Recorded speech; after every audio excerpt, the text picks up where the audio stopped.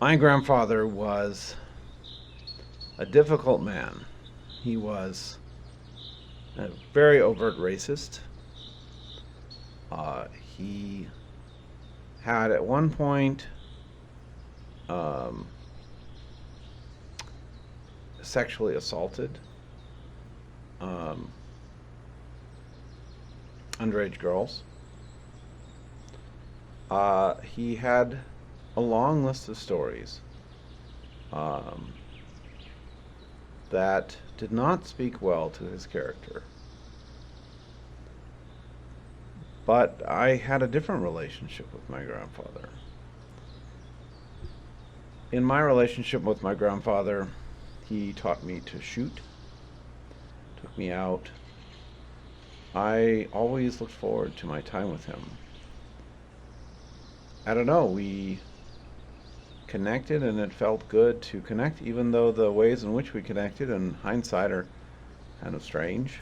He took me to the spot where he would throw his trash off the side of a hill because there were bushes and so forth at the bottom, so it would hide the trash. Because they didn't pay for trash pickup, or perhaps trash pickup wasn't offered where they lived, but either way, this was a regular occurrence. He once invited me to a restaurant, um, and in the restaurant, the first thing that you see when you walk in the door is a giant stuffed polar bear, just rawr, right at the entrance. And you go in, and the place is covered in various trophies, heads, with the antlers, deer, um, all kinds, just everywhere. It's some kind of, I think it was called a safari club, or it was something like that. And everywhere you looked were these trophies. Now, the reason that he brought me here was because at the time, and I was about 10 years old, I was a vegetarian because my parents were vegetarians.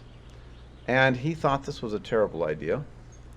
So he brought me there, and we looked around, and I saw that in this, you know, I still didn't order anything with meat at that restaurant, despite the fact that was practically the only thing on the menu. I ordered French fries or something like that. And he took me around, and there was this sort of dance area in the room next door. It's a big square room. And around the exterior of this room was glass cases, glass wall, sort of. And behind that were taxidermied animals, of all kinds: coyotes, wolves, mountain lions, all kinds of taxidermied animals. And they appeared to have been there a long time, and their condition was not the best.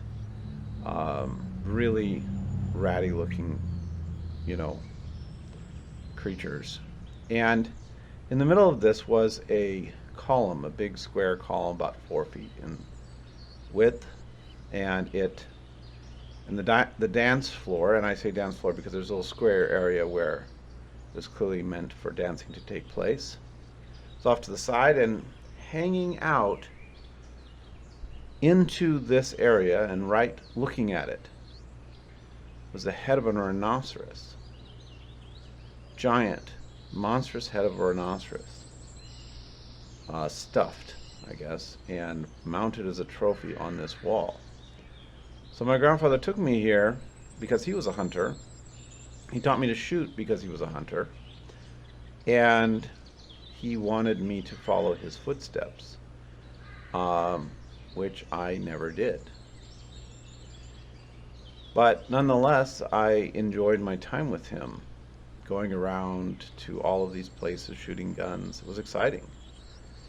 Um, and despite my grandfather's gruff demeanor, he had a soft side to him too. He took care of these wild cats, feral cats, out the back of his house. They lived in kind of the boonies. And he got to know this tomcat that was very shy of humans, but not shy of my grandfather. And I, as a 9 or 10-year-old boy, whatever, was a little bit jealous of that connection. I tried to get to know that tomcat too, and I couldn't do it. Tomcat wanted nothing to do with me. So I got it in my head that the way I was going to do this was I was going to go get my grandfather's fishing net. And I was going to wait for the cat to come eat.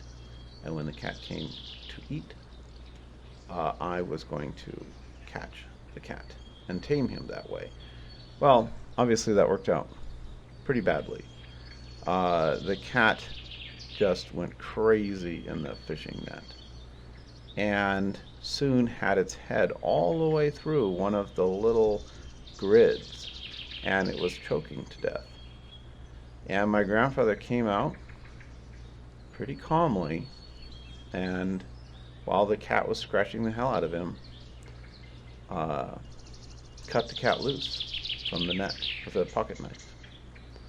And the cat eventually, after having scratched the hell out of my grandfather, was freed and ran off.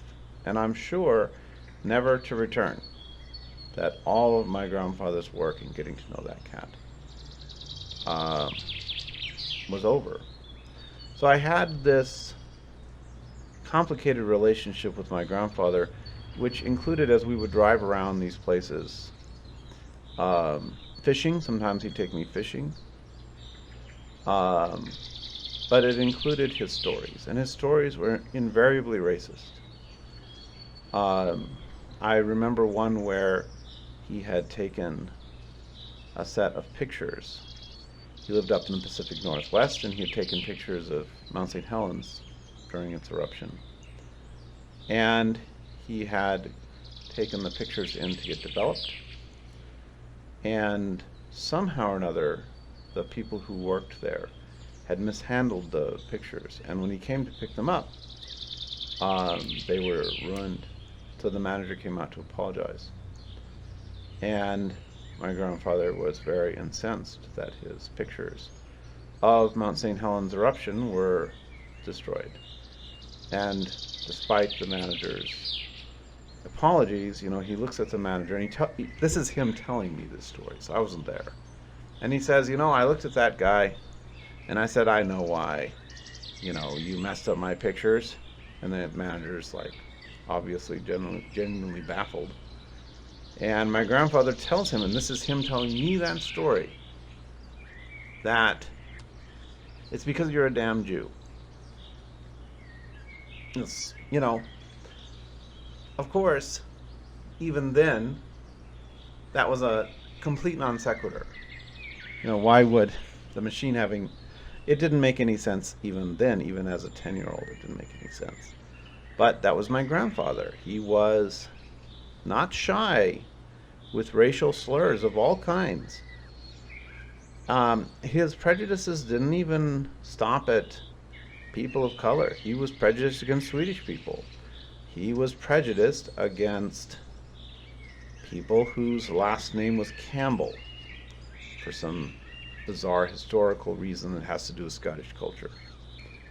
But nonetheless, he was very open with all of these comments. He would get into arguments where some poor waitress would come by and have that Campbell name tag, and then he would spend the next 20 minutes telling her exactly how bad the Campbells were due to some historical event that happened in the 1500s. But that was my grandfather, and he never really changed, except that later in life, when my uncle remarried, he remarried a Vietnamese woman, and my grandfather loved that woman. He loved my aunt so much because she was so respectful of him, because she was so attentive to him. It was definitely a part of her culture to be very respectful to elders in a way that none of us were. We'd all heard his stories. He was a crotchety old man, and no one paid attention to him the way that she did, and he loved that about her. But even while she's pushing him in his wheelchair, even while he loves, his experience with her, it didn't stop him from saying racist things, as if, well, it doesn't apply to anyone I know. It's just, other people. And so in today's world, we have an idea of culture wars and cancel culture. And I can't help thinking of my grandfather. Is my grandfather, may he rest in peace, but is he canceled? You know, Everything that he would say today would be absolutely offensive and horrendous uh, to hear from any person living today. But, he didn't really live today. He's been dead for some time, and his age was probably around the 50s. His formative years might even have been the 40s or the 30s. He died at 92, and that meant that he was born probably around 1920, in that age. And so he grew up in a certain age, and he was a certain way because of that. So how do I feel about my grandfather? How do I feel about other people in my life, perhaps family members, that also really haven't caught up with the times, that are also still reflecting times, long before our modern age, in things that relate to gay rights, racism, prejudice, uh, transgender equality. There are still people in my life that aren't quite there. And, you look out at the cancel culture and the culture wars that are out there today, and it seems kind of easy to say that there are simply people who are in the wrong, and those people, have earned this idea of being canceled. Some of them are truly horrible, you know, and it it brings us to this question of what to do with them. The art versus the artist. People like Kevin Spacey or Harvey Weinstein produced things that everyone likes, but obviously were themselves terrible people, or at least guilty of terrible things. And other people like Dave Chappelle or J.K. Rowling's similarly create these, um, magical experiences for people, and maybe they don't do terrible things, but they say things that are clearly harmful to others. And then there's this idea that it poisons what they contribute to. It poisons what they create. And that goes back to my relationship with my grandfather. Does his racism, his prejudice, his bigotry poison my memory of him? Do I remember him as less because of that? And for all those other people in my life that still aren't quite there, how do I feel about them? Do I kind of like downgrade them in some way to kind of cover the damage? Like sort of knock a few points off of their status, their score, so that I can make up for the ways in which, I still have a relationship with them. It seems rather extreme to immediately disconnect from people based upon having a differing belief, or even having a harmful belief, when they're just not there, and they may never get there, and that may not be part of their journey. I think that if you go to a lot of people throughout history that did, in some cases, positive things, they never got there. But even if they didn't do positive things, they're still part of people's lives, and they're still part of our world and our history, and what has brought us to where we are. There's some governor of Alabama that, basically stood in front of the school. Over my dead body will there be desegregation of schools. And, we say, well, that's really a terrible person, to really base his political success on prejudice and hurting people in a way that today we can obviously see is wrong.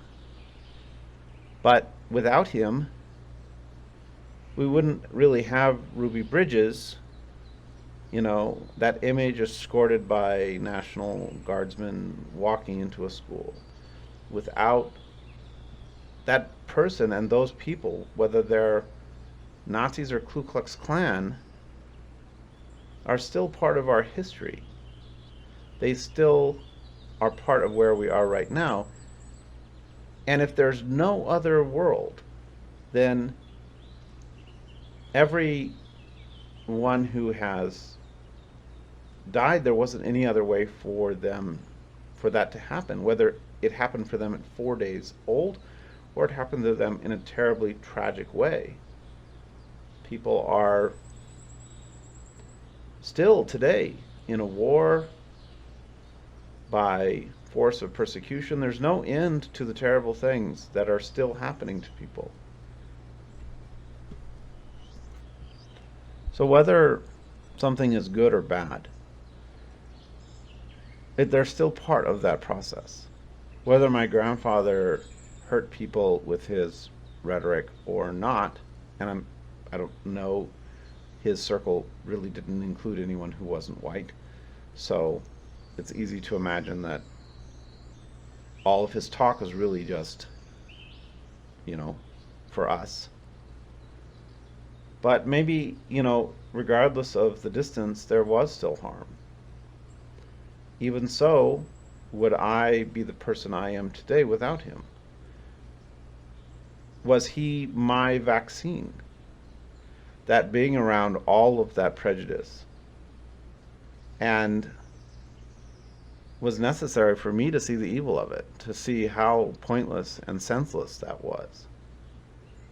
So I needed him to be who he was, to really make it obvious.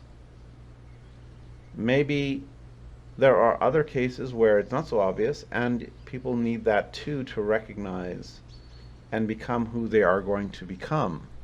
But in any case, it doesn't really matter because everything that's happening happened. All of this stuff is done. And I think that if we take a look at the world, despite its ups and downs, despite the swings of the pendulum, we do see forward progress. So that forward progress exists, as awkward as it is to say, even because of the people who opposed it. They were part of that, and there's no way to take them out. You can't take out all the people opposed to the civil rights movement, or all those people who supported slavery, or all of those people who did other terrible things, and then say that we wound up in the same place we are today. And there is no taking it out. That happened. So despite all those people, we are in a more progressive age today than we were then. And so despite whatever people are being canceled today, they're not stopping anything. They're not even changing anything. And in fact, if anything, they are part of that progress. Even if it isn't something they'd like to see the other side go. You talk about Matt Walsh and his campaign, his irrational campaign, really, to stir up people's emotions about wokeism and a bunch of other people who are doing the same thing. But what is that really going to accomplish? Do we imagine then that social justice is just going to give up? Yeah, well, we tried achieving equality, but it didn't work. If you look at the civil rights movement, you look at the gay rights movement, you look at any rights movement, sure there were setbacks, but nothing stopped. And the worst, even what we see today is hardly comparable to what some of those movements encountered. And the thing is that the future and progress and society, it's a bulldozer. And there's no going backwards. You can't change it. You can't make it any different. And neither can it be derailed. It's going to happen. So for all of the J.K. Rowlings out there, for all of the TERFs or people, Matt Walsh's, people opposed to these ideas, it's not going to change it, because the truth doesn't need to be defended. Even if people believe crazy things that have nothing to do with reality, that isn't sustainable and doesn't change the future. It doesn't change reality itself. And to have that group of people who aren't willing to face reality is part of the situation that every movement goes through.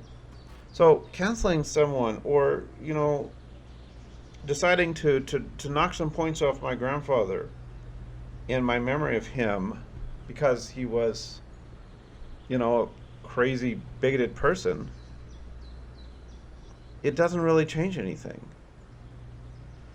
because we can have complex feelings about people. We can be more than one thing. So maybe J.K. Rowling is an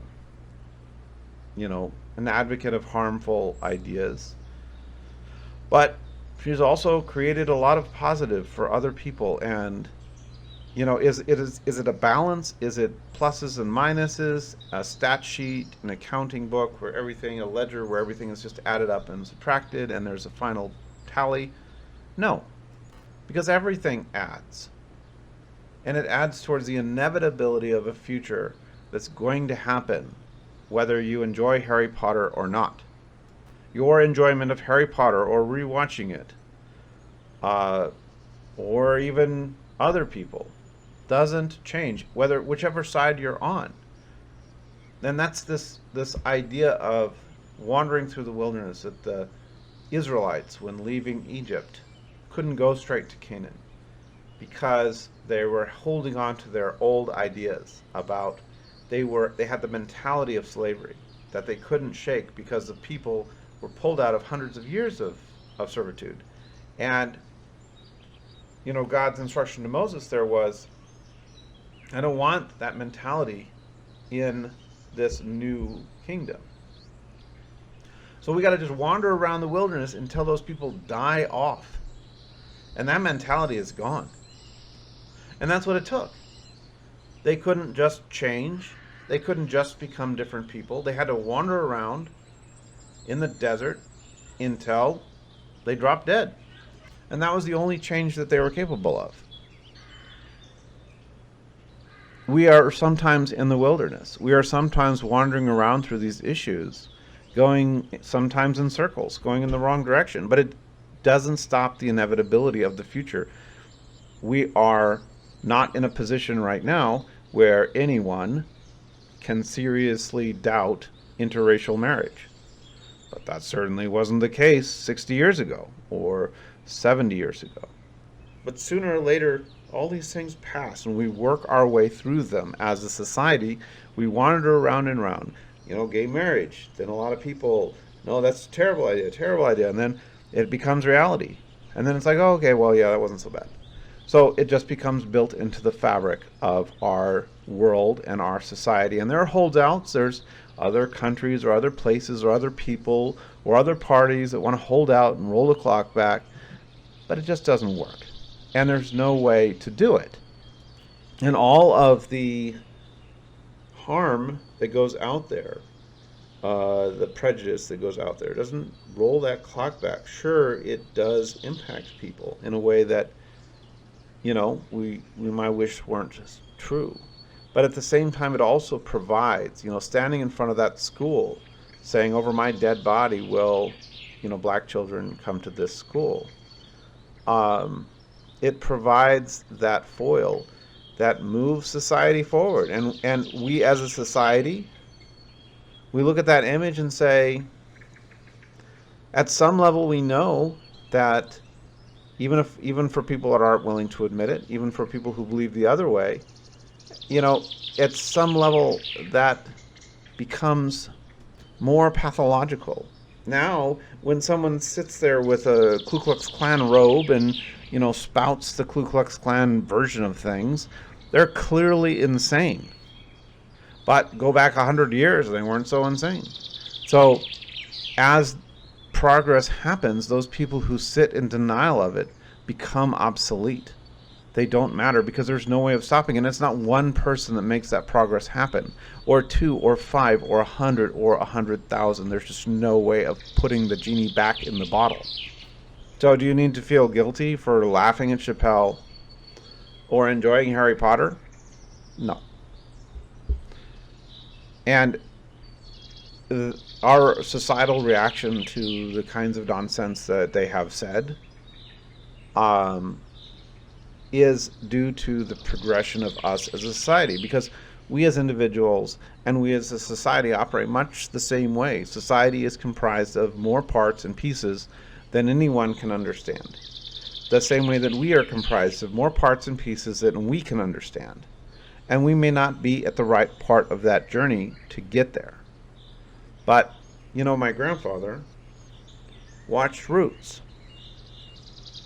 And, back when that was a really big thing, and he watched it all the way through. My racist grandfather watched Roots from beginning to end and was moved by it. And, it didn't actually erase his racism. He was still racist after that, but in a different way. It gave him empathy that he didn't have before. So, as we all move forward, maybe we don't make it all the way to the finish line of being the perfectly unprejudiced person. But every part of it is a journey. People change and people are complicated. They're more than one thing. So, will J.K. Rowling continue to, hate on trans people till the day she dies? Maybe. But we don't really know that. And we don't know her other than the snippets that we see and these quotes that we see. She is more than that. And regardless of what she is for in that regard, she's not going to stop a thing. She's not even going to slow it down. Because progress can't be stopped.